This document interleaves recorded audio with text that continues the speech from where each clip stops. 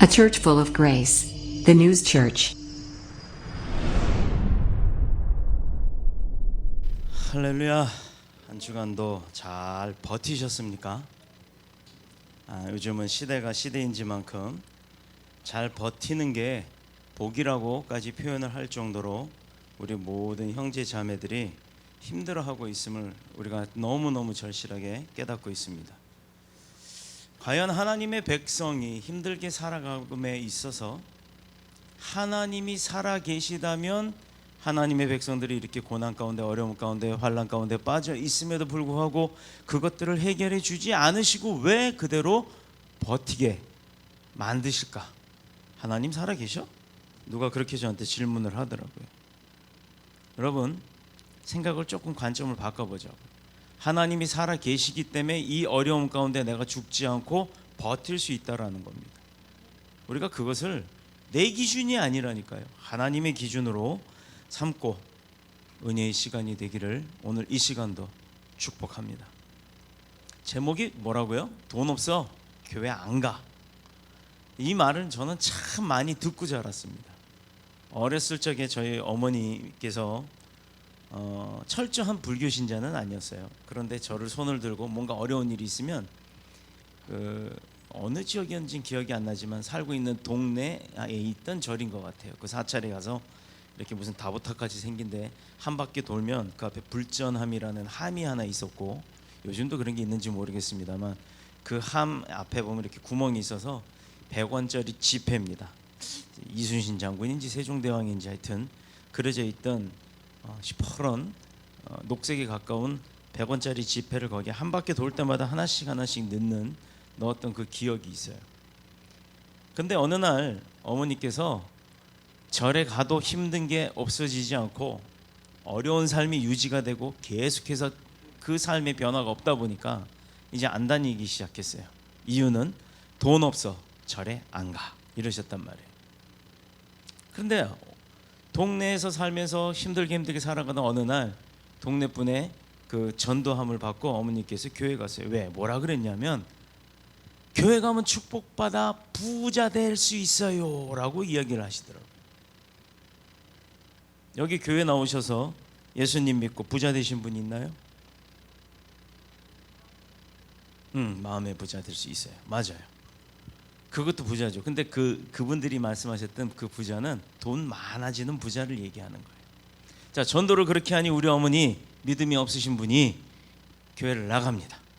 한 번 나가, 두 번 나가, 10번 나가, 1년을 버텨보더니 결국에는 어느 날 안 가세요. 엄마 왜 안 가? 돈 없어 교회 안 가. 저는 그렇게 이 이야기를 많이 들었는데 오늘의 주제는 돈 없어 교회 안 가 같은 제목입니다만 내용은 조금 다릅니다. 오늘의 교회라고 우리가 알고 있는, 사실상 우리가 예배를 드리고 있는 이 예배당은요 건물이죠. 그러나 우리가 성경에서 말하고 있는 말씀이 임재해서 살아서 역사하고 그 살아서 역사함 가운데 드러나는 증거가 있어서 축복받는 우리가 그 말씀 안에 거할 때, 또 우리 안에 그 말씀이 살아 생명을 갖고 살아서 움직일 때, 그때 우리가 교회라고 말씀하시는 게 성경의 내용이에요. 자, 그렇다 그러면 한번 요거를 다시 맞춰보자고요. 그런 내가 교회인데 돈이 없다고 교회를 가고 안 가고 유지가 될까요? 아니란 말이에요. 우리는 흔히들 우리가 모여서 예배하는 이곳에, 그 예배하는 곳에 가면 헌금을 내니까 교회 가면 돈 내야 돼 라고 이렇게 이야기들을 하죠. 물론 예배 때 빈손으로 나오지 말라라고 하는 하나님의 말씀은 분명히 있습니다. 근데 그게 돈만을 이야기할까요? 자, 오늘 그 관점에 놓고 한번 이 말씀을 함께 은혜 나눠보도록 하겠습니다. 오늘은 교회라고 하는 곳, 그럼 그 교회라고 하는 곳이 과연 무엇을 하는 곳인가, 어떤 곳인가를 좀 알아보고자 하는데, 다들 잘 아시는 것처럼 첫 번째로 교회는 누구의 소유입니까? 교회는 누구 거라고요? 하나님 거예요. 그러니까 교회는 하나님 거다. 교회의 소유주는 하나님이에요. 물론 우리가 드리는 이 예배당의 소유주는 여기 위에 사시는 건물주가 되겠지만, 우리가 말하고 있는 교회라고 하는 곳의 소유주는 하나님이에요. 그 건물도 하나님 앞에 온전히 우리가 다 구매를 해갖고 빚 없이 다 만든 다음에 하나님 앞에 봉헌식을 하잖아요. 모든 물건은 제작한 제작사가 있고 제조자가 있고 설계자가 있습니다. 또 그렇게 해서 만들어내면 판매하는 판매자가 있고, 그 판매자 옆에는 또 돈을 주고 산 사람이 구매자가 있죠. 그거를 구매한 사람이 그 물건의 결국은 주인이 되는 겁니다. 그렇다 그러면 교회도 세우고 교회도 소유한 주인이 있어야겠죠. 하나님은 죄인된 우리를 구원하시기 위해서 독생자 예수 그리스도를 이 땅에 보내셨고, 십자가의 희생을 통해서 우리 죄인들의 죄를 싹 다 씻겨 주셨다라는 거예요. 죄를 용서해 주셨다는 거예요. 자, 여기서 하나 보자고요. 우리가 하나님 앞에 나올 때는 빈손으로 나오지 않고 우리 마음과 정성에 재물을 들고 나오는 거예요. 그렇죠? 예전에는 구약시대 때는 어떻게 했어요? 흠없는 소, 흠없는 양, 흠없는 비둘기 등등 이것들을 갖고 와서 번제로 주님 앞에 드렸던 거 아니에요. 하나님 앞에 제물로 드렸단 말이에요. 그런데 지금 시대 예배당에 예배하러 나오는데 빈손으로 나올 수 없으니까 소 한 마리 데리고 오고 비둘기 한 마리 데리고 오고, 그렇게 할 수가 있나요? 그렇게 할 수가 없는 상황이다 보니까 지금은 예물이라고 하는 물질을 가지고 하나님 앞에 봉헌을 하는 거예요. 모든 인류가 이 복음을 위해서, 그 복음으로 인하여서 구원을 얻게 되는데, 그 예배, 제사를 드리기 위해 모이는 이곳에 나올 때 빈손으로 나오지 말라고 한 그것을 오해를 한단 말이에요. 심지어는 그 돈을 가지고 교회에다 갖다 줘놨더니 목사가 배부른데 이만한 배 이만큼 나오게, 배 먹고 자기 잘 먹고 잘 사는데 그 배 살 찌우는데 먹고 쓰더라. 세상은 지금 많이 그렇게 알고 있어요. 교회에다가 돈 내면, 교회 나오면 돈 내라 그러고 헌금 내라 그러고, 그거 다 내고 나면 결국에는 누가? 목사가 배부르는데 목사가 월급 받는다라고까지 표현을 할 정도로, 하나님이 이 땅에 우리 죄인들을 죄인 삼으시면서 우리를 용서하시고 우리를 스스로의 교회로 세우시면서 주님께서 분명히 우리에게 하신 말씀이 있죠. 자신의 몸된 교회라 말씀을 하셨던 거예요. 여러분, 나의 주인이 누구라고요? 그러면 하나님이란 말이에요. 내가 교회이니까 내 안에 말씀이 거하고 내가 살아있는 생명력을 붙들고 살아갈 때 하나님이 나의 주권자이고 주인이라는 걸 우리가 입술로 고백을 해야 되는 거예요. 그런데 어디 그렇게 사나요? 대부분의 사람들이.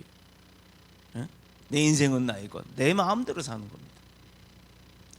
모든 인류가 이 복음을 인하여 구원을 얻기 위해 얻기를 원하셔서 한 사람 한 사람의 죄를 깨끗이 용서를 하셨고, 그리고 난 이후에 우리를 교회로 세우신 겁니다. 그 교회들이, 저와 여러분의 교회들이 각각 이곳에 모여서 그 거룩하신 하나님을 만나기 위해 예배 드리는 거예요. 또한 그 가운데 성령을 보내주셔서 그 교회들로 하여금, 이 교회로 하여금 교회의 존재의 목적이 무엇인지를 깨닫고 달성하게 하는데 하나님은 그 목적이 있는 겁니다. 그러니 여러분 보세요. 이 말이 맞나 틀리나. 그러니 교회가 부자가 돼야 되겠어요? 말아야 되겠어요? 그런데 역설적으로 교회가 돈이 없어서 교회를 안 간다? 이건 말이 될 수가 없는 겁니다. 이 교회의 주인은 사람이 아니라 하나님 자신이 되는 거예요. 우리 스스로에게도 하나님이 되시는 거고, 우리가 살고 있는 이 예배드리고 있는 이 예배당도 하나님 것이라는. 그러니 건축물을 멋지게 지어놓고 그 건축물이 마치 자기의 소유라고 생각하는 그런 사람들이 많으면 많을수록, 교회 안에 성전 건축을 했더니 성전에다 건축하면서 헌당했고 하나님 앞에 봉헌 다 했고 하나님 앞에 이미 드린 물질 가지고 그것을 모아서 건축물을 건드려 세워놨더니 내가 여기 헌금한 게 얼만데, 그러니 내가 여기 주권자요, 내가 여기 말할 권한이 있어, 이렇게 생각하면 안 된다는 겁니다. 이미 내가 하나님 앞에 드린 거는 하나님 거예요. 다만 그 하나님 것을 마음대로 팔아먹지 못하게, 목사가 팔지 못하게, 성도들 중에 힘 있는 사가 팔지 못하게, 그렇게 하기 위해서 안전장치를 교단으로 잡아놓는 거예요. 그러니 그 교회 건물은 정작 주인이 되시는 하나님이 인간들이 내 교회라고 이야기할 때 하나님은 계실 수가 없는 거예요. 내가 이 교회를 건축했는데, 내가 이 교회를 세웠는데 어디 그 사람이 그 교회를 세웠습니까? 하나님이 허락하셨고 하나님이 일하셨기 때문에 세워진 거죠. 저도 마찬가지고 여러분도 마찬가지. 다만 하나님께서 기억하시는 건 있습니다. 야, 아무개야, 내가 더뉴스 복음교회라는 교회를, 그 작은 교회를, 아니면 건축을 새로 해갖고 큰 교회를 만들어 놨는데, 그거 만들 때 너 참 뭐 하느라고 수고했다, 너 참 헌물하느라고 수고했다, 너 참 일하느라고 수고했다. 하나님이 그건 아신다는 거예요. 그러면 됐지. 뭐가 더 중요합니까? 건물이 내 건물이라고, 내가 거기 돈 많이 냈다고 해가지고 죽을 때 그거 다 싸질머지고 가져가실 거예요. 이 교회라고 하는 건물에는 사람이 주인 행세를 하면 오히려 그 건물에는 주님이 계실 수가 없다라는 겁니다. 본문 2절에 보면 고린도에 있는 하나님의 교회라고 했어요. 고린도 교회가 하나님의 소유된 교회라면 이 더뉴스 복음교회는 인천 주안에 있는 하나님이 주인이신 교회인 줄로 믿습니다. 그러므로 우리는 하나님의 권위와 능력뿐만 아니라 더뉴스 복음교회의 주인 되심을 인정하고 순복해야 합니다. 순종뿐만 아니라 순복해야 하는 거예요. 자, 미국의 석유왕 중에 보면 록펠러라고 하는 사람이 있어요. 록펠러 하면 뭐 웬만한 위인전 많이 읽어보셨으니까 아시겠죠. 특히 크리스찬이라면 더 잘 아시는 사람이에요. 미국의 3대 석유왕 중에 1등을 했던 록펠러 가문은 어떤 사람들이었느냐. 이 록펠러는요, 정말 아주 찢어지게 가난한 집안의 아들로 태어났어요. 그런데 한 사람의 어머니 한 사람이 믿음이, 그 신앙이 참된 교육이 이 사람은 어떻게 바꿨냐. 모친이 임종할 때 아들한테 이야기를 합니다. 10가지를 꼭 지키고 살아라 하는 록펠러 가문의 10계명이라는 게 있어요. 아시겠죠? 뭐냐 하면 첫 번째, 하나님만 섬겨라. 다른 신, 다른 거, 다른 물질, 다른 욕심, 세상의 어떤 재미거리 섬기지 마라. 두 번째, 목사님을 하나님 다음으로 섬겨라. 이거는 조금 저도 제가 목사이기 때문에 그런가요? 어떻게 보면 이게 기분 좋은 소리는 아니에요. 목사님을 하나님 다음으로 섬기려면 그 목사가 하나님만큼 얼마나 열심히 살아야겠습니까? 본이 돼야 되겠죠. 그게 잘못되면 그렇게 섬기겠어요? 이거는 록펠러보다도 록펠러를 가르쳐줬던 그 목사님한테 주셨던 교훈인 것 같아요. 세 번째, 오른쪽 주머니에는 11조 주머니로 만들어라.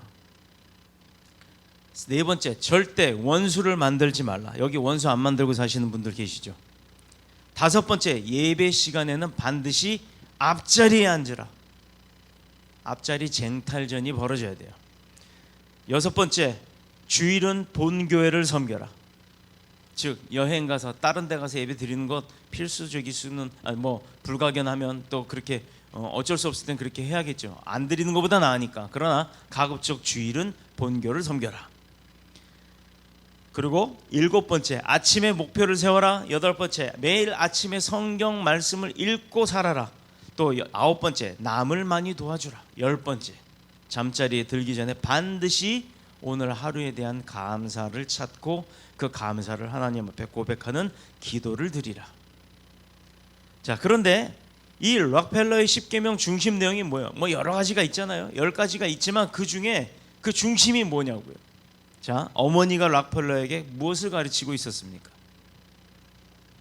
바로 하나님을 내 인생에, 록펠러의 인생에 주인이시면 그 주권을 인정하고 살아라, 이거였어요. 인생의 성공은 인간의 능력이나 지식이나 어떤 소유에 국한되지 않습니다. 예를 들어 내가 권력이 생겼어요. 줄 잘 섰어. 그래서 이번 정권에, 아니면 이번 대통령, 아니면 이번 군사 장군의 라인이어서 내가 아주 승승장구하고 진급을 하고 잘 살았어요. 그런데 그 헤드가 떨어지고 나면 나머지는 떨어지는 줄줄이 사탕 낙엽이에요. 이거는 권력이 오래가지 못한다는 거죠. 정권도 마찬가지입니다. 계속 뒤집어져서 바뀌죠. 대통령의 측근들도 계속해서 일 잘하면 칭찬받지만 일 못하면 욕을 얻어먹는 그런 참 어려운 자리에 많은 사람들이 올라가서 애를 쓰고는 있습니다만, 여러 가지로 인해서 사람이 바뀌기도 합니다. 그렇다 그러면 분명히 권력은 오래가는 행복이 아니라는 거예요. 성공이 아니라는 거죠. 그러면 내가 많이 알고 있다고 성공하나요? 하버드 대학 나와서 이거 뭐 여러 가지 좀 어려운 일, 힘든 일들을 하고 사는 사람들도 많습니다. 대학 박사가 돼도 지금 실업자들이 많은 게 요즘 시대예요. 자, 많이 배웠다고 해서 잘 사는 거 아니죠. 또 그리고 어떤 내가 소유가 많다, 물건이 많다, 뭐 돈이 많다, 뭐 물질이 많다. 그런데 그거 다 떨어지고 나면 또 성공한 거 아니잖아요. 이렇다 그러면 분명히 인생의 성공은 물질도 아니요, 또 권력도 아니요, 지식도 아니라는 거예요. 그게 많다고 해서 성공이 아니라는 겁니다. 자, 신구약 전체를 통해서 우리에게 가르치고 있는 모든 내용들을 가만 보면 그 중요한 교훈은 뭐냐? 바로 핵심은 하나님을 자기 인생의 주인으로 삼은 사람들이 그 신구약 성경에서 얼마만큼 성공했고 얼마만큼 잘 살았는지를 볼 수 있다라는 거예요. 다윗 아시죠? 다윗이 어떤 사람이었어요? 형제들 가운데서도 가장 막내였어요. 그 막내의 다윗, 시골 목동이었던 그 시골 집안의 막내, 사람 취급 제대로 받지 못했죠. 뭐 요즘 같으면요, 뭐 막내 애들이 많지 않으니까 막내하면 아주 금은보화가 되지만 그때는 그렇지 않았습니다. 또 우리 시대 때 한 30-40년, 50년 거슬러 올라가서 한 집에 보통 7, 8명, 10명씩 막 태어나던 그 시대, 막내하면 첫째하고 막내는 좀 귀여움을 받을 수 있었을까요? 근데 별반 그렇게 애들이 많으니까 그 애들이 일일이 다 케어를 못했을 시대가 있었습니다. 우리나라도.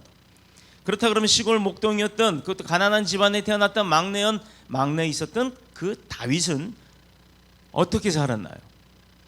아기 때 들로 산으로 다니면서 목동이니까 양치러 다녔잖아요. 아기인데도 불구하고, 막내임에도 불구하고, 또 위에 형들로부터 대접도 못 받았습니다.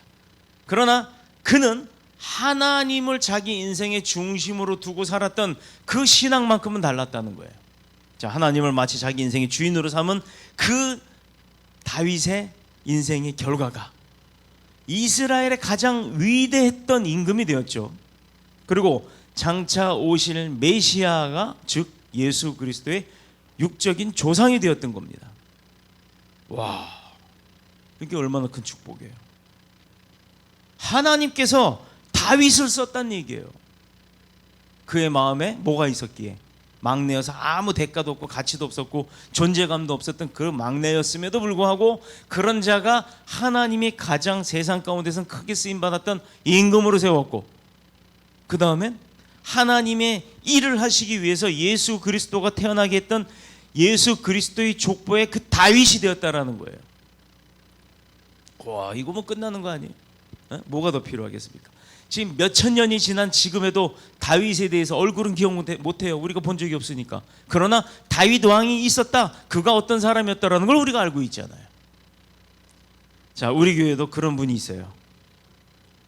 어떤 분이냐면, 내 하나님 나 못 버려요라고 하는 이 한마디의 고백으로 하나님이 들어서 딱 세워서 쓰시는 분이 하나 있습니다. 우리는 우리 교회의 주인 되신 하나님이 주인이 되심에 동시에 우리 모두의 인생의 주인이심을 믿음으로 고백하시기를 축복합니다. 자, 두 번째, 교회는 뭐 하는 곳인가?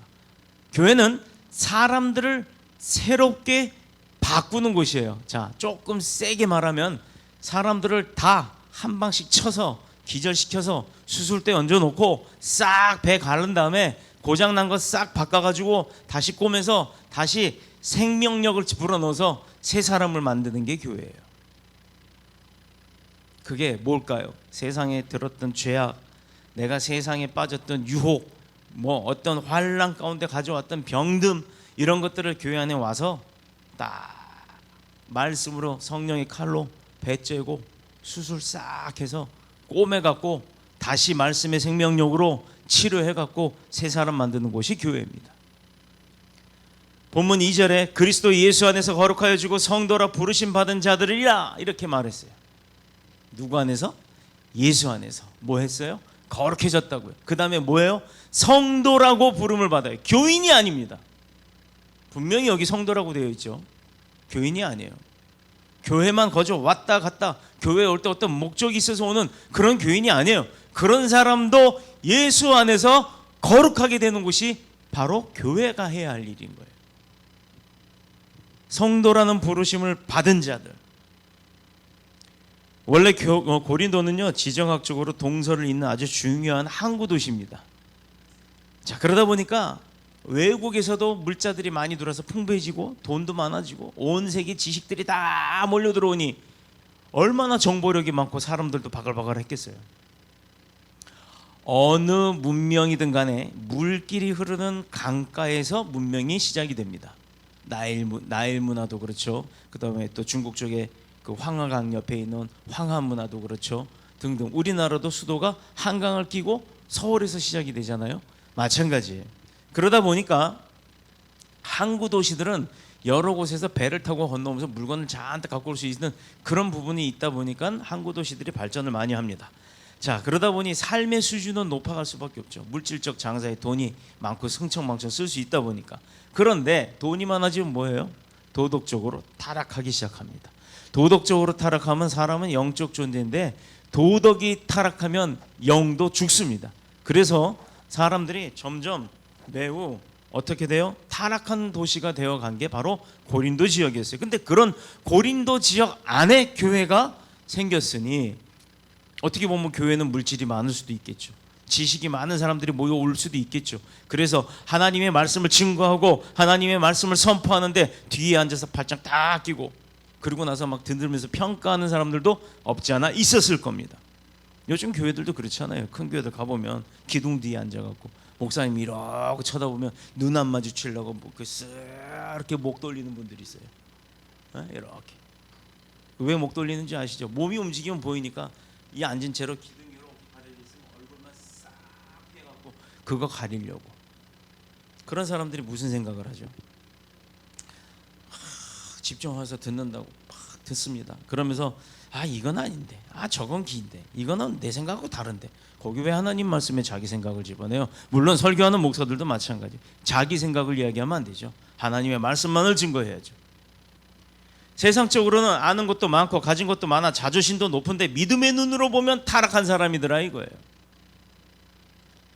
그러나 이런 사람들이 교회에 들어와서 이제는 하나님의 말씀을 듣게 되고 살아있는 생명력이 있는 교회가 그래서 중요한 거예요. 성령의 감동을 통하여서 그랬던 사람들이 변화가 되는 거예요. 그게 교회가 할 일이에요. 처음부터 거룩하고 의인된 사람 없어요. 누구나가 나는 모르지만 남들이 알 수 있는 그런 문제점들을 안고 삽니다.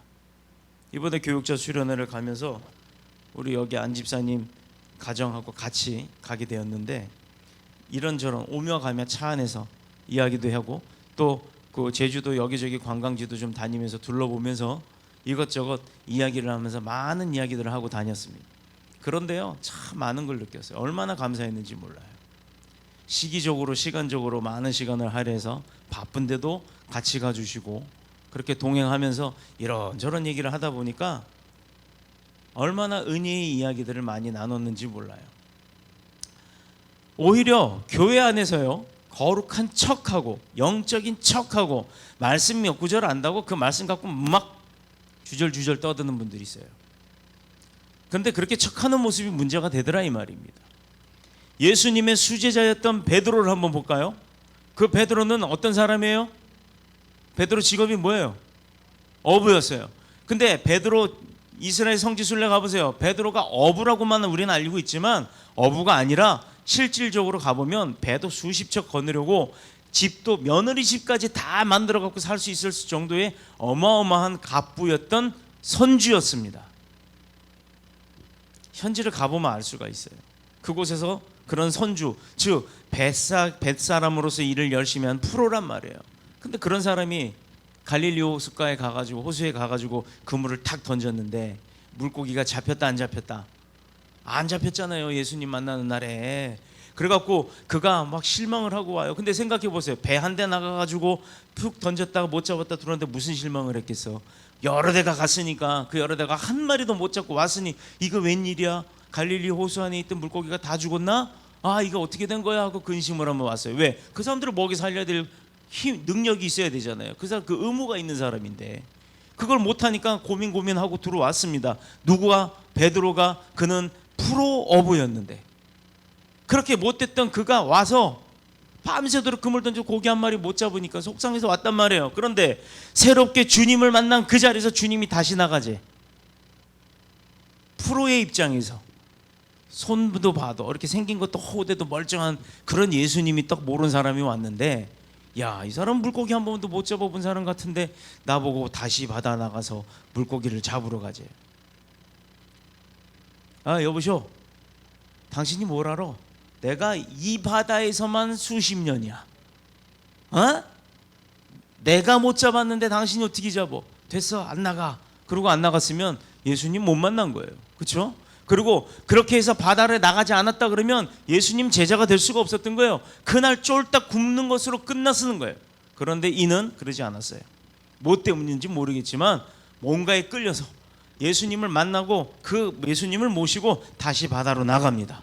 그리고 나가서 물을 어떻게 했다? 그 물을 그 자리에 가서 다시 던졌는데 어떻게 해요? 그 물이 어떻게? 끄잡아 올리지 못하고 그 물이 터질 정도로 잡혔대요. 자, 이스라엘 갈릴리 호수에 갈 겁니다. 우리 교인들 다. 저는 소망해요. 전 교인이 성지순례 거기 꼭 갈 거예요. 가서 베드로 고기를 한번 먹어볼 거예요. 한 이만하죠? 한 이만한 붕어같이 생긴 물고기인데 저 물고기 별로 안 좋아하잖아요. 이제 비린내 나는 거 싫어하잖아요. 그런데 그거 먹고요. 그거 먹으러 또 갈 거예요. 그만큼 큰 물고기가 그물이 찢어질 정도로 나오더라 이 말이에요. 자, 우리가 이거서 베드로가 물고기를 다시 많이 잡아왔다가 중요한 게 아니라는 거예요. 그런 프로, 어부로서의 프로도 못하는 일을 누군 했다? 하나님이 하셨다. 예수님은 하셨다. 그런데 그 축복을 받으려면 어떻게 했다? 순종해야 되는 거예요. 순종. 어부로서의 프로 베드로가 실패한 곳에서 주님 말씀 한마디에 순종했더니 그물이 찢어질 정도로 그 생선들이 잡히는 축복을 받았더라. 우리 이거 기억합시다. 그 축복에 관점 두지 마시고 그 말씀 한마디에 프로어부가 순종했다. 이거를 기억하셔야 해요. 받는 건 그 받는 걸로 끝나는 거예요. 한번 물고기 그물로 잡은 걸로 끝나요. 그런데 그 베드로가 그런 부자 재벌이었음에도 불구하고 그것을 다 포기하고 하나님을 따라갔다는 거예요. 그래서 그는 제자가 됐고 평생토록 그는 고난 가운데 있었지만 어려운 길로 갔지만 지금까지도 베드로를 기억하고 있잖아요. 그가 왜 기억이 될까? 천국에 올라간 베드로가 지금 어떻게 살지는 우리는 안 봐도 뻔한 겁니다. 네 번째, 인간에게는요 누구나가 한계가 있어요. 지금 한계에 다다른 분들이 많이 있는데 아무리 잘 나가는 인생도요 반드시 어느 순간에 눈 감고 가다 보면 벽에 부딪히게 돼 있어요. 그러나 교회 안에서 말씀과 성령으로 거룩해진 사람들은요 눈을 감아도 부딪히지 않습니다. 돕는 손길이 있기 때문에. 말씀과 성령으로 거룩해진 사람들은요 다르다는 거예요. 나의 소유, 나의 능력 중요하지 않아요. 우리가 그거를 못 갖고 있어서 불편함은 가질 수 있어요. 그래서 그 불편함을 해소할 정도는 누리고 살 권한이 우리에게 있습니다. 그러나 그것을 오버해서 굳이 무리하게 그렇게 살 필요는 없다는 거예요. 아무리 뛰어난 지식과 능력을 가졌다 할지라도 쓰임받지 못해서 실업자가 된 박사라면 무슨 의미가 있겠습니까? 그러므로 가장 중요한 것은 나는 무능력하고 약해도 나를 사랑하시는 하나님이 있고 내가 그 하나님을 사랑하고 그래서 우리는 사랑으로 이어진 관계고 하나님이 그래서 나와 함께 산다고 하면 그건 달라지는 문제라는 거예요. 그분이 나를 향하여 사랑하신 은혜로 내가 새 사람이 됐죠. 그리고 하나님의 손길에 붙들려 내가 순종함에 쓰임받는 자가 된다면 이 사실이 그게 가장 중요하게 되는 거라는 거예요. 우리는 그걸 잊지 말아야 합니다. 이스라엘 민족은 원래 수도 작고 약했고 도덕적으로나 지식적으로 다른 나라에 비하면 사실 형편없는 사람들이었어요. 그런데 하나님은 그런 민족, 그런 사람들을 택해서 열방 가운데 으뜸 가는 축복의 사람으로 위대한 민족으로 세우셨다는 거예요. 선택해서 쓰셨다는 거예요. 그렇습니다. 우리나라도 못 갖고 있는 핵폭탄을 이스라엘 갖고 있어요. 우리나라에서 수입해오는 전략적 무기, 뭐 어디 가면 막 쫓아가가지고 미사일이 그 땅속 몇백 메타까지 들어가 있어도 그거 막 뚫고 들어가는 뭐 벙커버스터 맞나요? 하여튼 그런 뭐 무슨 아주 특수한 미사일, 그 다음에 인공위성의 GPS를 쏘아가지고 잡아내는 그 핵심적인 기술, 또 미사일 쏘면 어딘가 내가 목적지까지 계속 지가 알아서 막 찾아가는 그런 특수한 기술, 이게 다 이스라엘에서 나와요. 그리고 거기서 수입을 해옵니다. 이게 얼마나 대단한 나라예요. 그거 진짜 우리나라 한반도 3분의 1만한 나라가 그렇게 작은 나라를 선택해 쓰시니 전 세계의 모든 물질을 쥐락펴락하는 그것이 유대인들이 갖고 있는 능력이에요. 자, 그들도 하는데 우리는 왜 못할까요? 하나님이 분명히 이방인들을 선택하셨고 우리도 분명히 그 이방인들 중에 포함된 자들이에요. 자, 우리 안 목사님이 맨날 기도하는 게 있어요. 하나님, 세상으로 나가는 물질을 다 걷어다가 우리 교회를 통해서 하나님 일하는 데 쓰게 해주세요라고 기도합니다. 왜 아멘들 안 해요? 아멘. 자, 이제 저는 바꿉니다. 하나님, 세상으로 나가는 그 물질들 다 우리 교인들, 사업장들 통해서 쏟아지게 하옵소서. 제가 바꿀 거예요. 그래서 하나님 일하는 데 쓰게 하옵소서. 어려운데 나눠주기도 하고 베풀기도 하고 교회 세우는 데 쓰기도 하고 또 정말 힘들어서 뭐 화재당해서 개척교회들, 목사님들 가정이, 성도들이 천막 쳐놓고 예배드리는 곳이 군산에 있대요. 큰 교회들 대체 뭐 하는지 모르겠어요. 우리도 도울 수 있으면 도울 겁니다. 우리가 믿는 하나님은 안 되는 것을 되도록 하시는 그런 축복의 하나님이에요. 믿으시길 축원합니다. 아멘. 변화할 수 없는 것도 변화시키는 분이 하나님이세요. 그러므로 그 어떤 사람이라도 교회에 나오면 말씀과 성령으로, 그리고 하나님의 사랑으로 새롭게 거듭날 수 있다라는 것. 다만 개개인의 성향에 따라서, 성격에 따라서, 고집에 따라서 시간이 조금 걸리거나 시간이 안 걸리거나 하는 그 차이점은 있죠. 그러나 누구나 원하면 본인이 간절히 원하면 새 사람이 되고 축복받을 수 있다라는 거예요. 자, 폴 틸리히라는 사람이 기도를 하는데 이 사람이 기도를 한번 들어보세요. 어떻게 돼 있나? 하나님, 내가 변화시킬 수 없는 것들을 있는 그대로 내가 받아들일 수 있는 나에게 평안을 주시고, 내가 변화시킬 수 있는 것들은 변화시킬 수 있도록 능력과 용기를 주옵소서. 자, 이거 굉장히 좋은 기도잖아요. 나에게 평안 주고 나에게 능력 달라고. 그런데 자, 보세요. 하나님, 나에게 능력 주세요. 하나님, 나에게 평안 주세요. 이거는 나의 관점이잖아요. 나를 위해서 기도하는 거잖아요. 그런데 이거 봐요. 하나님, 내가 변화시킬 수 없는 것들을 있는 그대로 받아들일 수 있는 평안을 주시고, 내가 변화시킬 수 있는 것들을 변화시킬 수 있도록 능력과 용기를 주시옵소서라는 건 내가 관점이에요. 똑같은 기도인데 내가 아니라 하나님이 관점이잖아요. 기도를 이렇게 하라는 얘기예요. 주시옵소서, 똑같은 거예요. 그런데 나한테 줘요, 이게 아니라 하나님이 주세요, 이게 바뀌는 거예요. 관점을 내가 아니라 하나님 앞에 두시기를 바랍니다. 누누이 제가 얘기하잖아요. 기도는 내가 아니라 하나님 앞에 하는 거니까 하나님 관점에서 기도하라. 그래야 응답이 빠르다. 이스라엘은 광야 40년간 그들로 인해서 광야가 변화된 것은 아무것도 없죠. 그들이 광야 40년 동안 지나오면서 광야가 갑자기 숲이 생기고 풀이 나고 오아시스가 생기고 그렇게 안 했잖아요. 그런데 그 광야의 고통스러운 생활 40년을 하는 동안에 이스라엘 백성들은 하나님이 기뻐하시는 모습을 그들이 보게 되었다는 거예요. 그들을 통해서. 자, 다시 40년 동안의 광야를 지나온 이스라엘 백성들이 있었지만 그들로 인해서 광야는 변화된 게 하나도 없다는 얘기예요. 그러나 그 광야를 통해서 이스라엘은 하나님이 기뻐하시는 모습을 보게 되는 그 변화를 느꼈다라는 거죠. 이게 얼마나 감사해요. 사람의 변화는 생활 수준이나 어떤 소유가 아니라는 이유가 뭐냐면, 자신을 돌아보고 자신을 내려놓고 하나님의 말씀과 명령에 순종할 때, 받아들일 때 하나님이 우리를 새롭게 하신다는 거예요. 즉 주관자는 하나님이지 내가 아니라. 내가 하나님을 바꾸려고 아무리 해봐요, 밖에나 안 바뀌지. 그러나 하나님이 우리를 바꾸려고 마음 먹으면 우리가 바뀌는데 또 말 안 들어봐. 바뀌나? 안 바뀐다. 이번에 우리가 가서 체험한 것 중에 하나가, 예전에 어머니가 저를 밥을 먹이려면요, 밥그릇을 들고 쫓아다니면서 야 서가 일로 와라, 이거 한 숟갈 먹어라 하고 한 숟갈 먹이면 또 도망가고, 그럼 또 쫓아오셔갖고 한 숟갈 먹이고 이랬었단 말이에요. 그러다가 먹기 싫으면 도망가죠. 그런데 어느 날 어머니가 밥 먹어라 하면 그때 밥을 먹으러 들어가야 돼. 놀다가도 얘들아 뭐 노래도 있잖아요. 엄마가 부르셔서 뭐 해가 지는 땅거미가 어둑어둑해진 그때, 조용필 씨가 부른 노래 있어요.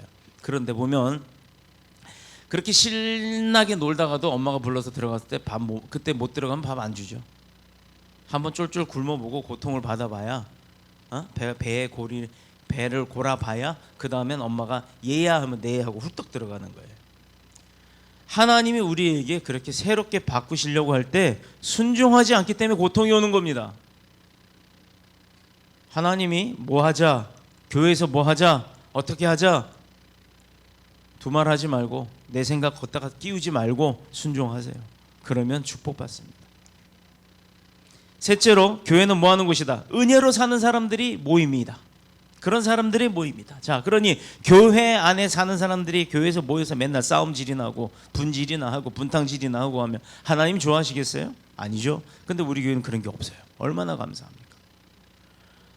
은혜와 평강이 있기를 원하노라. 이게 오늘 3절의 이야기입니다. 자, 4절에서는 그리스도 예수 안에서 너희에게 주신 하나님의 은혜, 예수님 안에 있을 때, 순종하는 자로 살 때, 그때 하나님께서 우리에게 주시는 은혜다 이거예요. 강은 어디서 흘러오고 어디서 시작되죠? 아시는 분. 자, 백두산에서 흘러내려오는 강이, 북한 쪽에 그 흘러내려온 강, 압록강이죠. 두만강이 중국 쪽인가? 뭐예요? 나 지지리도 못해서. 뭐예요? 두만강? 압록강? 하여튼 백두산 강, 그 강이 있어요. 근데 그 강에 가보면 굉장히 물이 많아요. 물고기도 많고 막 들어가면 빠져 죽을 수도 있어요. 그런데 그 물의 시작은 어디예요? 산? 바다?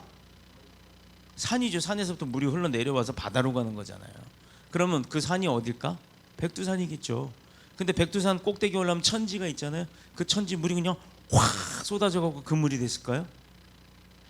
물론 그 물도 내려오긴 내려와요. 그러나 중간에 산에서 비 와서 내려왔던 물, 그런 게 쫄쫄쫄쫄 흘러오던 계곡물들, 이런 것들이 다 모여져갖고 하나의 강이 되는 겁니다. 개미 한 마리 볼까요? 이번에 천재연이에요. 그 무슨 몇 년 된 물이라고요? 50년 전에 내렸던 빗물이 땅에 스며서 제주도 바닥을 막 흐르고 나오다가 천지에 폭포로 이렇게 쏟아져 나오는데 그 시간이 50년 걸린대잖아요. 그거를 우리가 갔을 때 물 팍 쏟아지는데 그 앞에 가서 사진 찍고 막 이러잖아요. 근데 그 물은 벌써 50살 된 물이란 얘기예요. 50년 전에 저 제주도 바닥을 다 훑어보고 지하를 다 훑어보고 거기서 싹 쏟아지는 거예요. 그러니 보세요. 한 방울 한 방울 빗방울이 50년 지나서 쏟아지는 그 폭포 앞에서 우리는 사진 찍고 온 거예요. 막 부위하면서. 그렇자 보십시다. 한 방울의 물이 모여서 시냇물을 이루고 그 시냇물들이 모여서 큰 강을 이루고 강들이 각각에 모여서 바다로 가는 거예요. 자, 그럼 개미 한 마리 볼까요? 한 마리 한 마리 개미 지나갈 때 보면 우리가 손으로 뚝 누르면 죽죠. 그런데 개미도 수천 마리, 수만 마리가 막 몰려온다 그러면 사람이 거기서 그거 눌러서 죽일 수 있어요? 눌러 몇 마리는 죽이지만 죽이는 동안에 내가 개미 밥이 될 거예요 아마. 그렇게 해서 큰 힘을 나타낼 수가 있죠. 사람도 마찬가지. 우리 한 사람은요 약해요. 그러나 모이면 모일수록 큰 능력을 발휘할 수 있다라는 거예요. 그래서 너희가 두셋이 모여 내 이름으로 기도하는 그곳에 내가 너희와 함께 하겠다라고 약속하신 거예요. 그러니 그들이 크게 기도하니 이루어지죠. 우리 정식기도가 그래서 중요한 겁니다. 그러나 사람들은 많이 모이면 모일수록 자신들의 생각에 앞선 자들로 인해서 분쟁과 분파가 일어나는 게 문제라는 거예요. 개미도 안 그러고 하나의 빗방울도 안 그러는데 사람은 만물의 영장이라고 하는, 하나님을 닮았다고 하는, 하나님이 세워놓은 사람들은 그러지 않는다 이 말이에요. 작은 개미 한 마리만도 못할 때가 있습니다. 이건 개인적인 생각이 너무 앞서기 때문이에요. 공동체의 생각을 먼저 하는 것이 아니라 자기 자신만을 먼저 생각하기 때문이라는 겁니다. 일례로 사람을 잘 모으는 공산주의자들 살펴보면 그럴싸해요. 여러 공 생산할 상 여러 사람이 생산을 해서 나눠서 쓴다. 이게 공산주의거든요. 그렇다 그러면 여럿이 함께 모여 같이 생산하고 같이 분배 똑같이 나눠 먹고 살겠다. 이거 전혀 나쁘지 않잖아요. 얼마나 좋아요. 함께 모여서 같이. 이게 크리스찬의 그 기독교 사상을 갖다가 쓱 갖다 빼갖고 그렇게 만들어놨어. 전혀 나쁜 것 같지 않습니다. 그러나 현실은 어때요? 사람들은 모이면 어떻다? 자기 자신을 먼저 생각한다 그랬죠. 그래서 이런 얘기 있어요. 서면 앉고 싶고, 앉으면 눕고 싶고, 누우면 자고 싶다. 이 말은 뭘까요? 사람은 점점 환경에 따라 적응이 되고 나면 편해지면 더 편해지려고 한다는 게 사람의 습성입니다. 그래서 개인주의적 생각으로 점점 그렇게 공산주의자들처럼 이론은 좋았지만 모여서 일을 해보니까 하다 보니까 이런 일이 이 고구마 10명이 일해서 고구마 10개가 나왔는데 그러면 한 개씩 나눠 먹으니까 좋아요. 근데 나눠 먹다 보니까 어떤 고구마는 크고 어떤 고구마는 작아. 누구는 큰 거 주고 누구는 작은 거 줘. 개수로 따져보니까 한 개는 맞는데 양으로 따져보니까 틀리더라. 그럼 불만이 나오기 시작해. 나도 일 똑같이 했는데 난 작은 거 줬으니까 그래 다음번엔 내가 일 조금만 하지. 이렇게 돼요. 그래서 큰 거 먹은 사람이 큰 거만큼 일을 많이 하면 좋은데 안 그러죠. 아침 6시부터 저녁 6시까지 똑같이 일합니다. 더 열심히 일 안 해요. 그러다 보니 일 많이 안 해도 일 많이 해도 먹는 건 똑같네. 그러다 보니까 사람들은 점점 편해지려고 하다 보니 점점 일을 안 하기 시작하고 눈치 보기 시작해요. 그래도 나오는 거 똑같이 나눠야 되니까. 이게 바로 개인주의적 생각이에요. 이론은 현실적이지만 그 이론은 아주 이상적이지만 현실은 다르더라 이 말이죠. 개인주의적 생각으로 생산량이 적어지고 그로 인해 불평 생기고 그로 인해 비리와 부정이 생겨나기 시작. 이게 바로 현재의 공산주의입니다. 많은 사람들이 모여 힘을 뭉쳐 노력하고 잘 살았다면 공산주의야말로 뭐 굉장했겠죠. 근데 저 공산주의자 아니에요. 또 이렇게 얘기했다고 또 그렇게 오해할라. 요것만 딱 잘라가지고 그래서 못 자르게 할 거예요. 다시 커트하고 다시 시작합니다.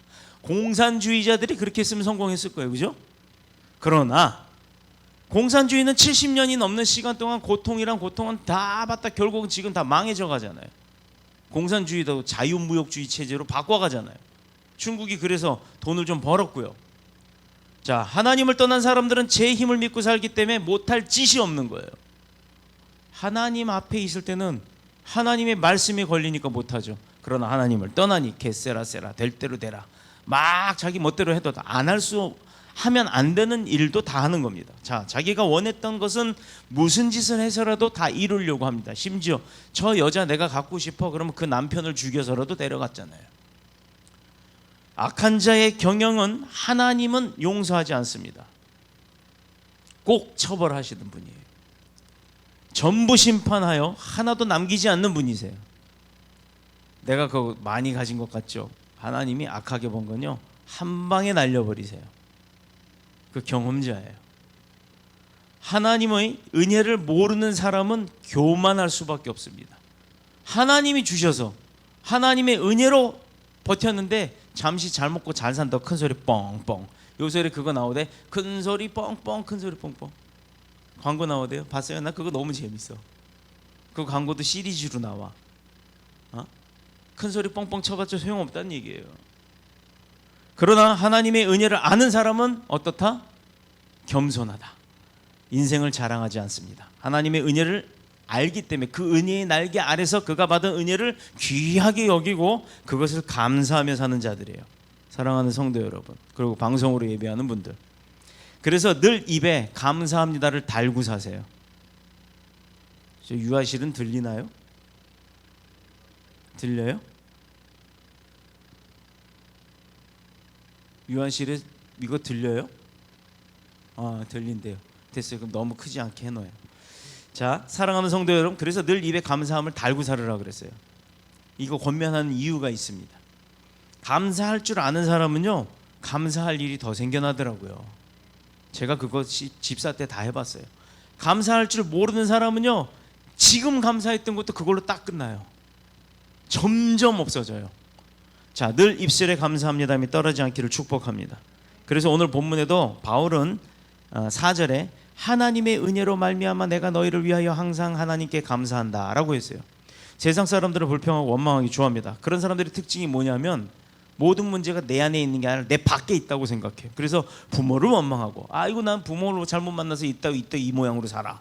또 형제 친척 친구를 원망합니다. 모든 잘못이 쟤 때문이야 누구 때문이야 때문이야.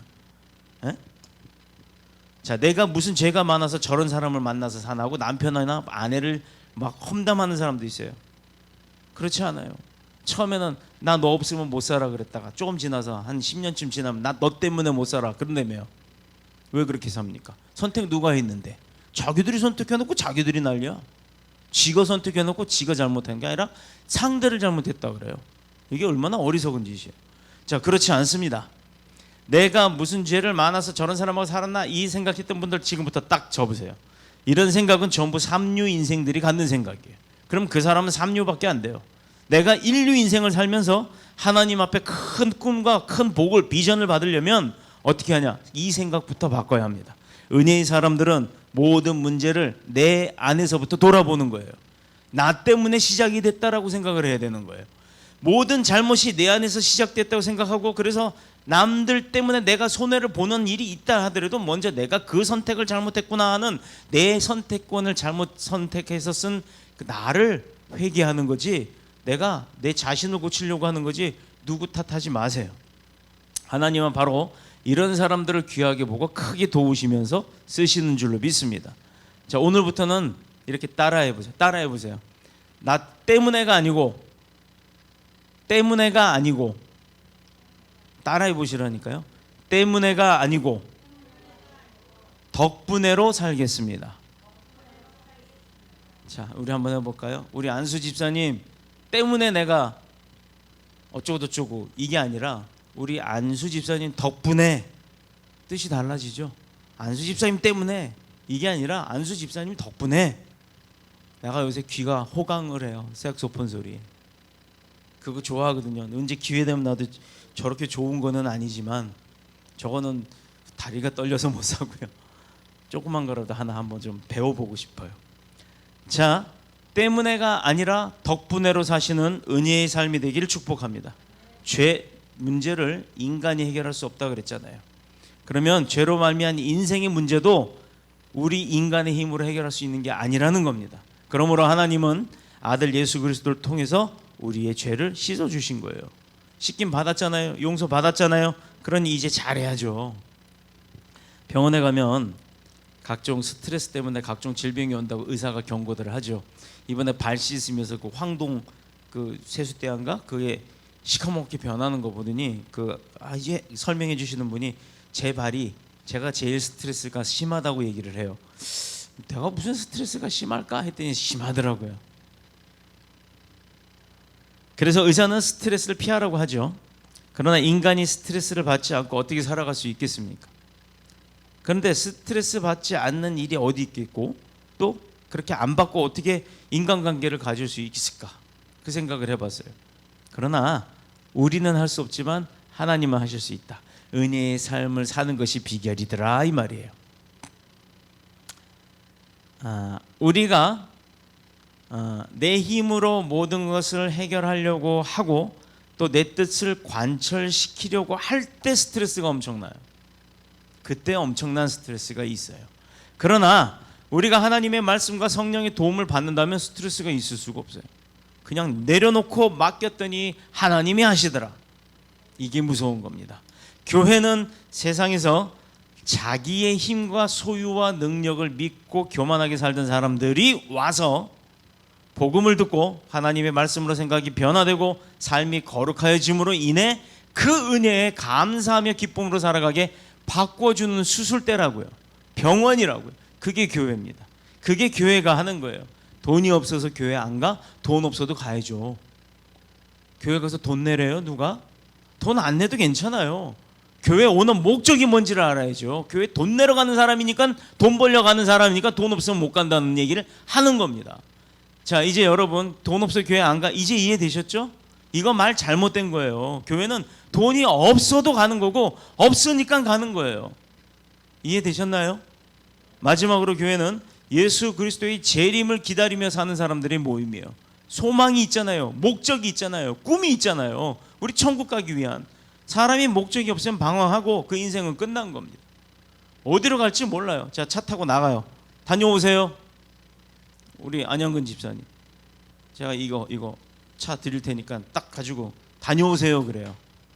근데 키 가지고 나갔는데, 아니 목사가 가라는데 어딜 가지? 다녀오세요라고 했죠. 어디 다녀오란 말 안 했잖아요. 그렇죠? 그러면 어디로 가야 될지 모르잖아요. 우리 택시기사들이 그게 제일 힘들대요. 손님이 딱 탔는데 술이 이만큼 채갖고 인사불성이. 어디로 모실까요 손님? 앞으로 가세요. 그러고 나선 어디로 갈까요? 말을 안 해. 어디로 가야 돼요? 이거 깝깝하지 않아요? 그죠? 목적을 잃으면 방향을 잃고, 방향을 잃으면 아무리 천하장사로도 힘을 다 잃어버리는 거예요. 하나님의 백성들이 사회상에 살면서 가지고 있는 최종적인 목적이 뭐죠? 우리는 어디로 가야 돼요? 천국. 본문 7절, 너희가 모든 은사의 부족함이 없이 우리 주 예수 그리스도를 나타내심을 기다리라. 이것은 예수 그리스도의 재림을 기다리는 천국에 대한 영원한 소망을 가짐을 말하는 거예요. 우리 이게 목적입니다. 세상에서 아무리 잘 나가도, 또 세상에서 못 나간다 하더라도 그거 중요치 않아요. 우리의 목적이 뭔지를 알고 그 목적을 위해 최선을 다하는 게 중요한 겁니다. 안타까운 분들이 참 있어요. 창피하다고, 목적을 못 이뤘다고. 그게 사람들한테 뭐가 그렇게 중요해요? 하나님과 나와의 1대1 관계에서 내가 하나님으로부터 해결받아야 될 문제라면 하나님 만나는 게 중요한데, 그게 뭐가 문제가 되고 창피합니까? 아직도 멀었어요. 그런 사람들은 아직도 자기 자신의 고집이 있어서 이룰 수가 없는 거예요. 그거를 빨리 내려놔야 하나님 앞에 나를 쓰임받을 수 있다라는 겁니다. 하나님의 뜻이 뭔지를 모른다? 하나님의 뜻이 뭔지를 모르기 때문에 내가 못한다? 그건 핑계입니다. 아까 뭐라고 했어요? 때문에가 아니라 덕분에라고요. 하나님 때문에, 하나님의 뜻을 모르기 때문에 내가 목적이 없어서 길을 가는 방향을 모르는가요? 하나님 덕분에 내가 그 길로 가야 되는 건가요? 자, 판단을 어떻게 해야 되겠어요? 하나님 덕분에 내가 살아가고 있다라는 거. 그렇게 막 가는 인생으로 살면서도 이렇게 은혜 안에서 살 수 있다라는 거, 그건 하나님 덕분에죠. 하나님 때문에가 아닌 거예요. 자기 고집으로, 내 생각으로, 내 멋대로 살아가면서 지금의 형편을 불평하지 마세요. 그나마 하나님께서 주시는 은혜가 있어서 내가 지금 이렇게 사는 거예요. 뭐 시험 쳐도 안 되고, 뭐 회사 들어가도 안 되고, 사업을 해도 안 되고, 이거는 하나님이 그렇게 하시는 게 아니라는 겁니다.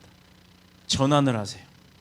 지금 기점에 싹 전환해서 하나님 앞에 모든 것을 의뢰하시는, 그래서 세상의 축복을 다 받고, 하나님이 주신 축복까지 다 받고, 그래서 교회 안에 하나님의 일을 충성으로 다하면서 하늘나라 소망을 두고 교회의 능력을 얻어 힘있게 살아가는 저와 여러분들이 다 되시기를 그리스도 예수님의 이름으로 축복합니다. 축원합니다. 기도드리겠습니다.